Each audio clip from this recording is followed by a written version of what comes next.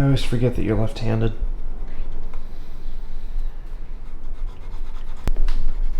I love that pen. I haven't drawn with a ballpoint pen in so long. It was awesome.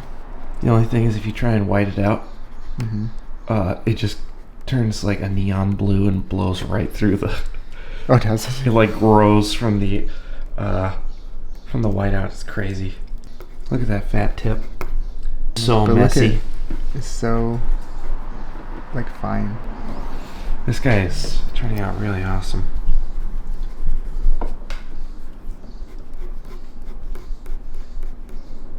Maybe I should ink with this a little bit more. It's great for gray tones.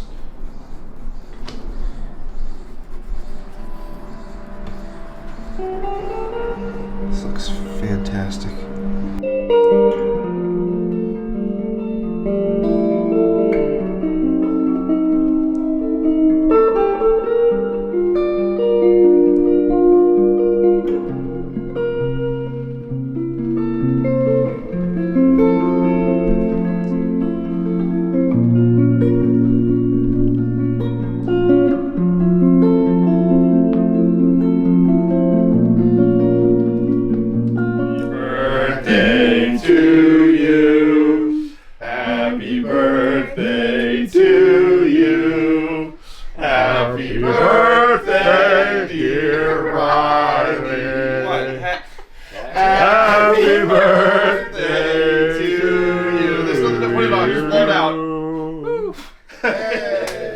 So, back in April, Riley actually came to visit me here in Chicago, all the way from Canada. We hadn't seen each other since 2018, just because of life and COVID. So it was really wonderful to hang out again and spend time with him, and to talk about Moon is Following Us. We sketched together. We got some great food. We went to a ton of comic book shops. And we actually spent some time talking about The Moon is Following Us and why we were excited about it, and honestly just kind of riffed back and forth about the creative process, and it was kind of a nice way to document it, and I thought it would be good to add here. So, yeah. I remember back when we first met, we were talking about making comics a lot and kind of what it meant and kind of waxing poetic a bit. Mm-hmm. But you were talking about how making comics is a little bit like magic. It's the most magic. Do you still feel that way? I do. It's I think it's like one of the most spiritual things that I can do. It's like a creation act.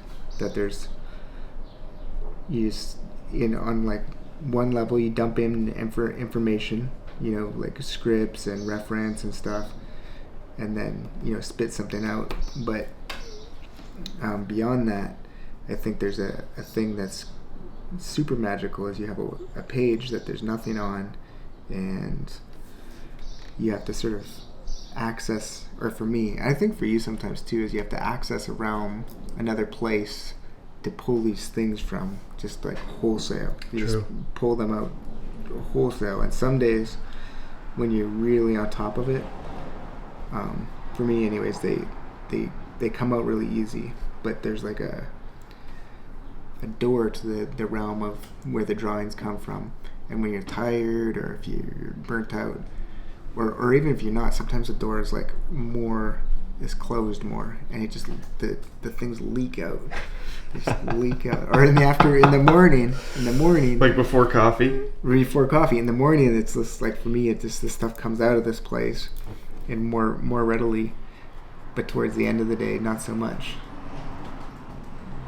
And this is just sometimes it just feels like it's just from nowhere. Like it just...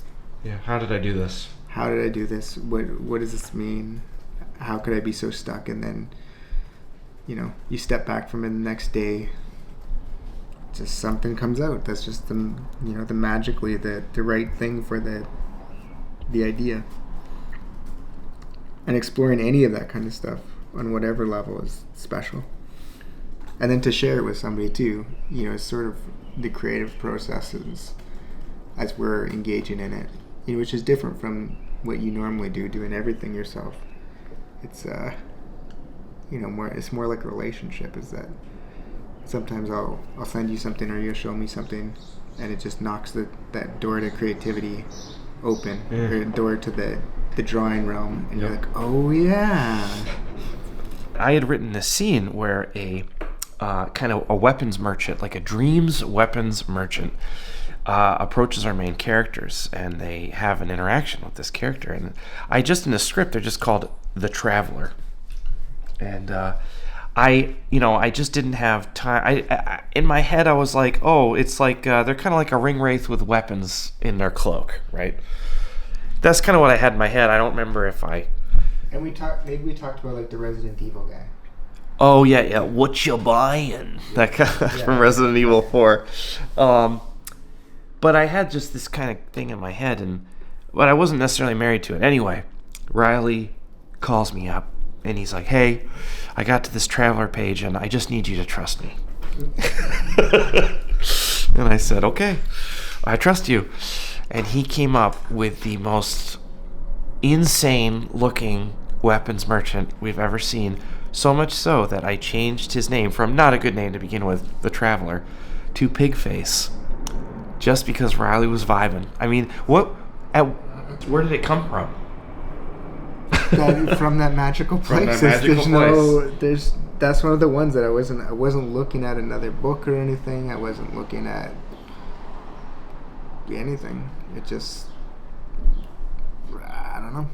Sometimes when I'm looking at a blank page, it's way, at this point in my career, it's way more overwhelming for me to look at a blank writing document than a blank drawing page. Like a drawing page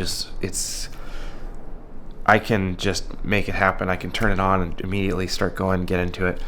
With writing, I'm still not at that point where I still feel a deep trepidation sometimes about starting things. And it is amazing to look back, when we were talking about even doing the story, and it was just conversations between the two of us, like on the phone. And then I knew when you asked me if I was still interested, I was like, I gotta buckle down. I gotta get this done. I can't. It couldn't be amorphous anymore. And I remember sitting at that blank page, being like, whew, and just started going, and not sure if any of it was good, but I had this feeling, specifically about this project and about working with you, that I was like, there's something here, and I had to trust my gut and push past the trepidation of starting this new thing. Yeah, that was pretty scary. But now, looking back, it's almost like I forget how hard it was to start, Right. It's really exciting to see the pages come in and to go back and forth and to turn it into something that's real. Reading the issue 1 PDF a few weeks ago for the first time, it's like, it's real, it's happening. There's a deep positivity in being able to draw, both creators being able to draw, because there's an element of well, we have to change this, but I can change it just as easily. So yeah, there's a moment in issue 1 where a character should be holding I thought should be holding a knife in a threatening stance, but I don't know if for whatever reason, knife was not drawn. It's because as sort of free as I can be with expressive drawing and stuff, I'm like, where's the knife come from? His costume doesn't have a knife. He can't have a knife, so he's got to use his claw. He can't have a knife. But the scene needed him to have a knife. But I was like, no, he'll just crush his head. Don't worry about it.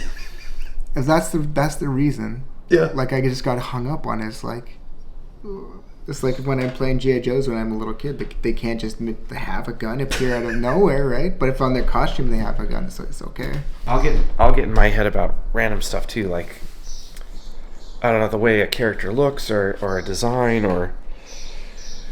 Well, I'll put it this way. When working on my own stuff, I get insane about these random things that really ultimately do not matter.